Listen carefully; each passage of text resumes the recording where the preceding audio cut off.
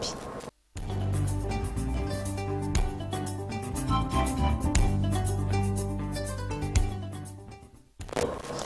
jàngat bi tey jëlee ni ñu leen ko doon waxee dañ ci ànd ak Ismaïla Mbodj docteur la en sciences de l'éducation enseignant chercheur ci FASTEF docteur ñu ngi lay nuyu di la ziar di la dalal jàmm.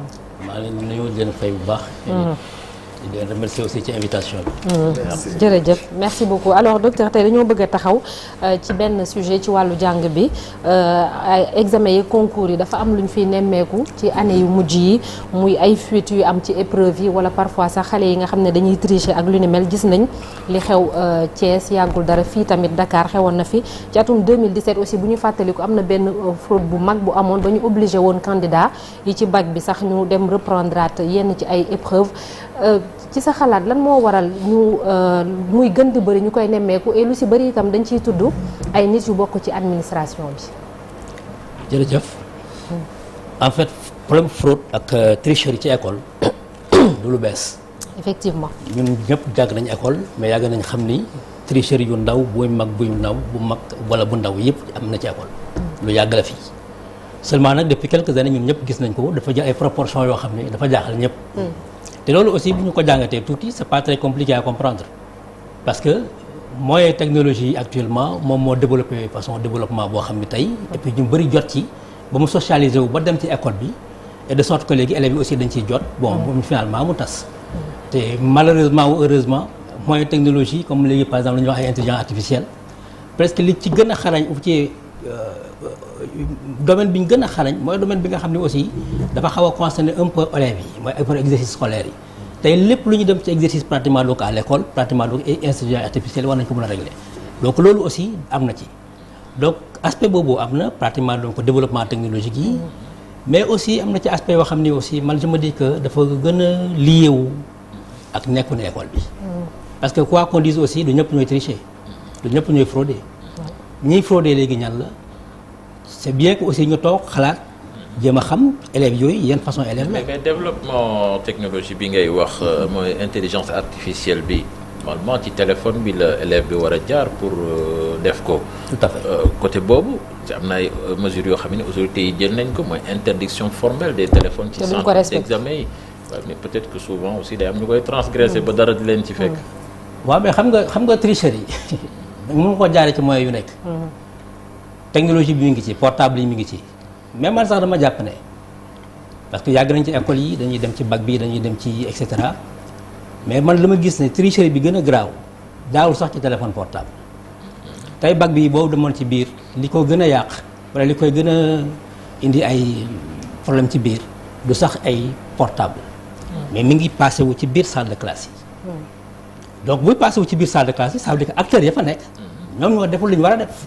mais salle de classe yi nga xamee ni du bari ku nekk ak sa table ak ñaari surveillant falaa bëgg a ñëw moo tax mooy la acteurs yi ñen ñoo fa nekk responsabilité yi dañ koy situer consort mais loolu pour man dafa am lu ko indi parce que tricherie manifestation la en réalité manifestation de lan te élèves yi tricher boo xoolee ñu ci bari les élèves ils doutent dans les établissements depuis quelques années on s'est rendu compte que en fait c'est des élèves qui traînent beaucoup de lacunes li ñu am ci lu néew ci acquis doyul te koo xam ne bu fekkee yow dañ lay xaar fenn li nga yor doyul da ngay uti pexe mooy indi lii yëpp ñun ñëpp gis nañ ni depuis une dizaine d'années école sénégalaise bi elle n'est pas stable période Covid bii fi jaar depuis 2020 gis nañ dañuy jàllale élèves yi ci anam boo xam ne jàllale bi sax du yoon. passé nañ ñoom ñëpp tey beaucoup d'élèves se retrouvent en classe de terminale alors qu'ils n'ont même pas le niveau de la quatrième. man damay dem ci classe yi. Je suis formateur d'enseignants. J'ai été au bac pratiquement donc pendant 27 ans. lu ci bëri dama koy gis ci établissement yi mu wóor la ne élève bii nii di def terminal yaa nga koy def loo mais amul niveau terminal niveau quatrième sax amu ko comme mënul lire texte. mais docteur ñi ngi wax élèves yi rek mais ci liy xew dama dégg benn élève ci problème bi am Thiès mu wax lu pertinent quand même parce que nee na élève amul accès fa ñuy defaree sujet yi élève amul accès ci li nga xam ne mooy processus su examen bi donc élève bu demee ba jot sujet bu nga xamante ni nii dafa war a génn ñu traiteel ko à l'avance il y a une défaillance quelque part bu nga xam ne nekkul ci élèves yi mais c'est au niveau peut-être de l'administration ou des enseignants ñi nga xam ne tey ñoom ñoo nekk au cœur de la fraude parce que l'élève est pratiquement le dernier maillon de la chaîne. La conscience professionnelle pose problème ñun suñuy jamono daan nañu dégg fuite mais c'était juste des rumeurs de fuite mais maintenant c'est des fuites avérées des sujets traités yu nga xam ne pratiquement fa muy jógee buñ ko toppee ba ci biir ci mag ñi la mais du xale yi. dëgg la Malick mais aussi il faut distinguer deux choses. dafa am fuite ak tricherie du benn. oui bien sûr man tricherie laa doon traité léegi. fuite mooy li ngay waxal nii. maanaam loo xam ni dañ ko yóbbu foo xam ne waru fa nekk. loolu moom c'est une question d'organisation de logistique te war nañ ko mën a régler du dara pour man. parce que boo xoolee tey office du bac quoi qu'on dise def na ci ay jéego yu mag depuis quelques années ba fuite yi doon am yu bëri amatul mais le problème qui se pose du fuite tricherie la c'est vrai que fuite yi actuellement yi ngeen dégg ni ay Thiès ak consort du office du bac. mais problème lan la problème au niveau des inspections d'académie c'est au niveau plus ou moins local déconcentré. mais ñooñu aussi amaguñ logistique bi doy bi war bi nga xam ni war nañu mën a gérer carrément diligenter organiser piloter carrément donc distribution épreuve yi consort yooyu yëpp moo ci des. mais man je traite de la tricherie en réalité. boo gisee booy dem bay bu ko uti. même fuite boobu c'est une forme de tricherie. waaw moom lay wax. c'est une forme de tricherie parce que ki nga xam ne sujet yi génnagul nga am ku la ko jox ba nga xam lan moo war a génn. ba nga dem traité ko loolu kay génnul la question qu'on se pose c'est quoi lan mooy pousser élèves yi ñu dem uti parce que ñun suñuy temps léeg-léeg lu tax coûte que coûte les élèves sont dans les dispositions pour aller chercher les sujets pourquoi les élèves sont dans les dispositions pour aller chercher pratiquement donc des fuites foofu laa bëgg a ñëw il faut ñu seet ci loolu élève boobu ngay wax bokkuñu ñun bi ñuy jàng pratiquement donc dès le mois d'avril mai ku ci nekk boo defee sa auto-évaluation da nga xam li la manqué da nga xam li nga mën tu te prépares en conséquence c'est pas le cas de ces élèves-là man j'insiste encore sur le profil de ces élèves-là depuis quelques années ils sont laissés à eux-mêmes c'est des élèves qui doutent c'est des élèves qui sont abandonnés il faut aller dans les établissements pour voir dans quelles conditions ces élèves travaillent. Donc c'est le système c'est des conditions exécrables te élève boobu demee buy douter mu ngi terminal mu wóor la ni li ñu koy xaar terminal mënu ko mais il va chercher des stratégies bu la ci kenn naax.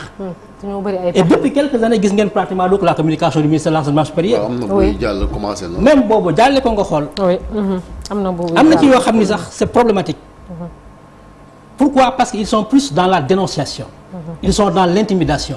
c'est comme si dañuy artu xale yi dañ leen di dànkaafu. alors que ces élèves-là ils ont besoin d'accompagnement Malick. ils ont besoin de sensibilisation ñun ñii ñëpp suñu doom buy def examen am na façon comportement boo xam ne moom la ñu am ak ñoom. depuis quelques semaines boo xoolee bu baax parents yëpp am na nu ñuy comporter par rapport à leurs enfants accompagner leen sensibiliser leen mettre leen vraiment donc dans des situations de confiance de stabilité. loolu moo amul ci école bi. école dafa en retard ci beaucoup de choses Malick. il y a de nouveaux services qu'ils vont développer dans les établissements. et ces services-là mais les psychologues conseils yàgg na ci école ñooñu. mais amatuñu amatuñu psychologue conseil ñu ngi waxuma sax psychologue conseil na nga inspection d'académie proximité bi ñu waroon am ak élèves yi sax dafa des. tey même la formation des enseignants man je suis à l'école normale je suis à la FASTEF. forme les enseignants. même les enseignants ne sont même pas préparés à accompagner ces élèves-là. da ngay nekk prof de maths dañ lay jàngal simplement ta discipline mathématique jeex na que l'élève maintenant donc souffre de stress d'anémie c'est pas ton problème da ngay def li ngay def pare nga ci. yooyu Malick yooyu la ñu war a discuter pour sur le système éducatif et jusqu'à présent man c'est amoo mu koy wax carrément ñëpp dégg pilotage bi ma gis nii depuis quelques années avec le nouveau régime là doylu xel parce que jusqu'à présent amul dara lu leer lu ñu teg ci table ji loo xam ne vraiment da ko war na mën a tax nit ñi au moins am confiance am espoir ci système éducatif. Quelle réforme pour le système éducatif? mais réforme bi ñoom ñi ko teg ne man de lu ma ci jàpp mooy le projet éducatif bi ñuy wax nii. man gisaguma ko. c'est des mots rek. da nga dégg ay nité ñu naan la kërëb mais boo jeexee ba ci biir sax doo fekk dara barki démb ñu ngi naan ay résorber des abris provisoires jusqu'en 2029 élèves yi mën nañ fi toog ba 2029 di jàngee ci ay sàkket ak consort lan lañ teg loo xam ne tey war nañ mën a accompagner élèves yi te Malick élèves yi ma lay waxal nii il faut aller dans les établissements pour voir dans quelles conditions ils travaillent c'est des élèves qui souffrent am na ci élèves yoo xam ne dañuy ñëw xëy 8h ba 16h ñaari cours la ñuy def da ngay def benn cours 8h 9h creuser génn nekk di foo ba sa xol sedd nga ñëwaat temps boobu yëpp amul continuité des apprentissages concentration bi war amul am na ci yu bëri yoo xam ni le temps ne nous le permet pas mais moom la ñu waroon développer fii. L'école est abandonnée à elle-même et c'est un cri de cœur que je lance à partir maintenant donc de ce plateau. mën nañ ci développer tuuti vous parlez surtout du public wala privé wala yëpp la. non public bi ak privé yëpp. privé bi aussi il faut faire la part des choses. am na privé yu baax am na privé yu bon. absolument comme il faut public bi aussi am na public yu baax am na public yoo xam ne aussi mooy loolu. am na école yoo xam ne fii man jàngale naa dans le secondaire privé. amoon na dama doon def devoir. du ma soxla surveillant parce que damay absenté ne dama war a absenté ñu defal ma devoir kenn du ñëw voilà merci. oui ok kenn du ñëw par exemple ne ma non parce que élèves ci seen bopp sax ils sont conscients de ça ñoom ci seen bopp dafa am benn contrat bu ñu passé entre eux ñoom ñooy gérer yëpp il surveillant sax du ñëw mais de plus en plus quand vous avez affaire à des élèves qui sont comme ça qui doutent qui n'ont pas confiance en eux-mêmes qui ne sont pas sereins qui ne sont pas accompagnés qui sont sûrs de leurs lacunes. Mais qu'est-ce que vous voulez qu'ils fassent? Mais la faute à qui? Parce que mais la faute c'est au système wax naa la. Mais je donne un exemple. Toute une chaîne. ñun ñëpp comprendre nañ que ni depuis une dizaine d'années. élèves yi di def bac tey ils sont nés en 2004 2005 2006. 2004 2005 2006 bu ngeen defee rétrospective bu bac c'est pratiquement donc l'année où on a procédé à un recrutement massif d'enseignants dans l'enseignement moyen secondaire. tey ñooñu ñëpp ils sont arrivés majoritairement dans les établissements bu ngeen demee ci établissement yi ñoom ñoo fay nekk ñu ci bëri day ils sont devenus proviseurs ils sont devenus inspecteurs te ñu ci bëri seen formation ñun xam nañ ñu mu demee c'est pas une formation boo xam ne accomplie préparé wuñu leen dëgg même pour ñu ngànk sax responsabilité dañu war a yore.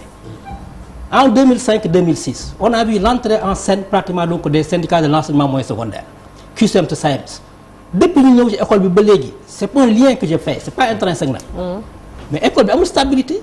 C'est une instabilité chronique qui est là et instabilité chronique boobu yëpp dafay impacter sur les apprentissages les gosses traînent des lacunes énormes et c'est lié à ça à la formation des enseignants c'est lié à pratiquement donc l'instabilité chronique c'est lié aussi à une insuffisance de pilotage accompagnement amul yéen kañ ngeen gën a dégg assistance sociale dans les établissements kañ amul am na ñoo xam ne xamuñu ko sax et puis les élèves souffrent de ces trucs là am na ci ay conditions psychologiques yoo xam ne gis nga bu amul bu établir bu fi nekkul jàng mënu fa am et quand le gosse doute bu la ci kenn nax il cherche des stratégies bu dul fuite tricherie la am na ci booy boo xam ne bari ki dem ba dafa ñëw mu ne ma mais grand damay may passe ma ne ko foo jëm mu ne ma dama bëgg a dem xaw ma Thiès ma ne ko looy uti Thiès mu ne ma non dafa am foofu benn synthèse benn prof bu aay moo fay def synthèse booy bi il passe tout son temps di wër fu synthèse yi nekk ma ne ko gis nga boo bàyyiwul synthèse yi bac bee lay synthèse yow c'est vrai parce que il doute quoi il doute c'est sûr que sax il n'est même pas conscient de ses performances mais yooyu boo gisee ci xale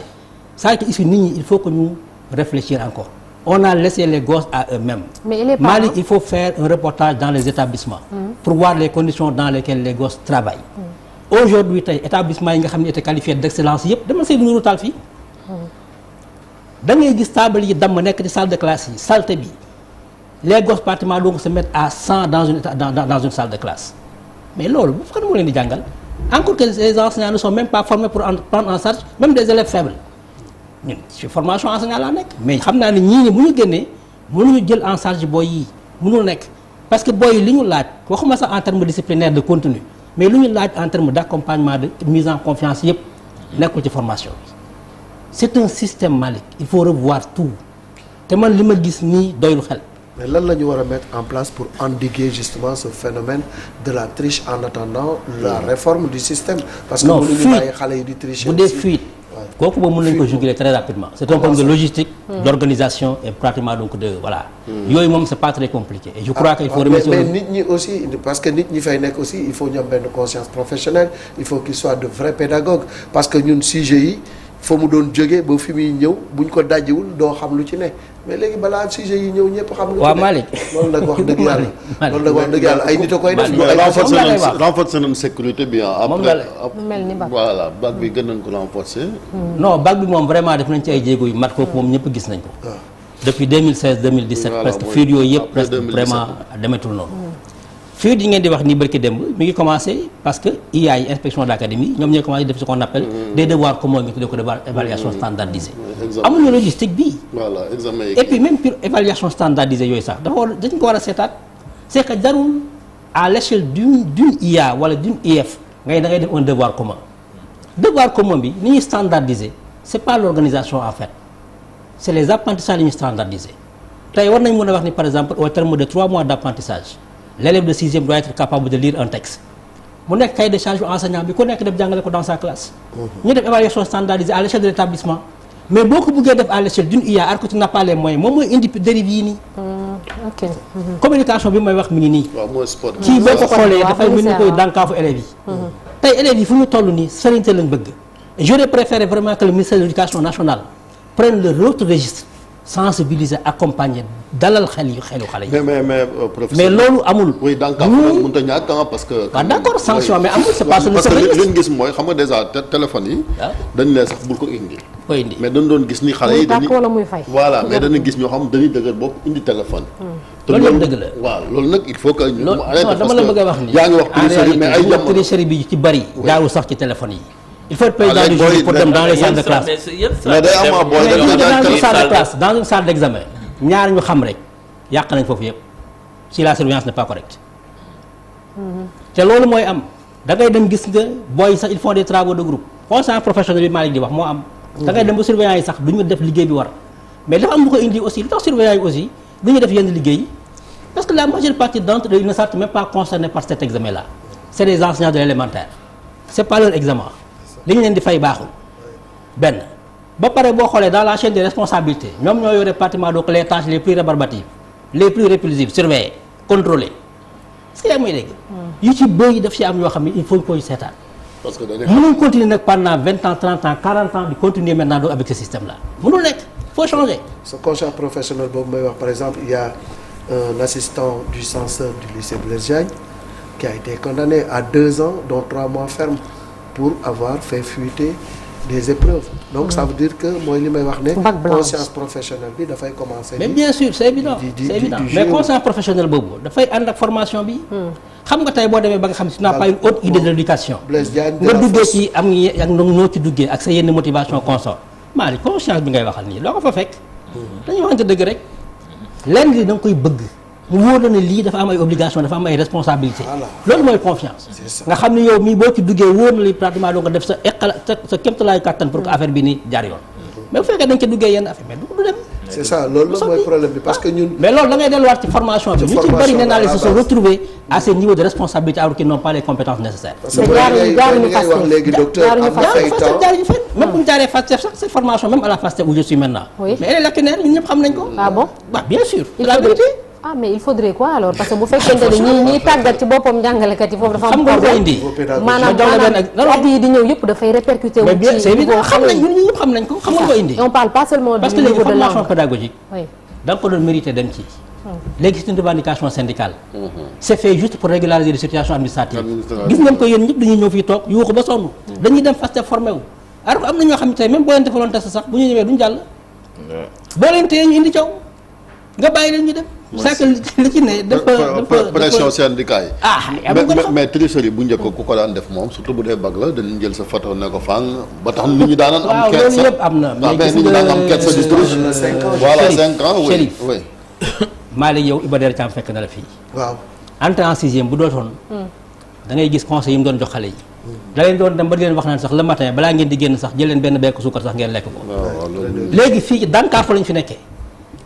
du ñu sensibiliser du ñu dalal ñun il faut mu am ñun ñëpp suñu doom yi dañuy dem examen. franchement mais ba ñuy dem examen mais gis ngeen yéen ngeen leen di accompagner seen doom yi. donc approche bi la ñu war a changer. approche bi la ñu war a changer exactement. parce que le niveau de l'enseignement comme li mu wax noonu daf ciy jouer parce que ñun suñuy temps pratiquement à la fin de l'année on était tellement bien formés que boo dem ci épreuve da lay wóor ni à 90% bu ñu ma joxee dinaa si génn. mais malheureusement léegi les lacunes sont telles que.